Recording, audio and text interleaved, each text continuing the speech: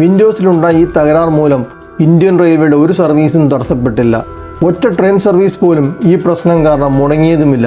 എന്തുകൊണ്ടാണ് ഈ പ്രശ്നം ഇന്ത്യൻ റെയിൽവേയെ ബാധിക്കാതിരുന്നത്? ഇന്ത്യൻ റെയിൽവേക്ക് വേണ്ട IT സേവനങ്ങൾ നൽകുന്നത് 1986 സ്ഥാപിച്ച റെയിൽവേയുടെ തന്നെ ഉടമസ്ഥതയിലുള്ള CRIS centre for railway information systems ആണ്.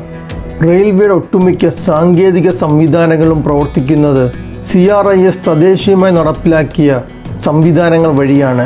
CRIS നടപ്പിലാക്കിയ പ്രധാനപ്പെട്ട റെയിൽവേ പദ്ധതികളാണ് FOIS freight operation information system, passenger reservation system, IRTCയുടെ ടിക്കറ്റിംഗ് റിസർവേഷൻ സിസ്റ്റം, റിസർവ് ചെയ്യാത്ത ടിക്കറ്റുകൾ ബുക്ക് ചെയ്യുന്നുള്ള സംവിധാനം, നാഷണൽ ട്രെയിൻ എൻക്വയറി സിസ്റ്റം.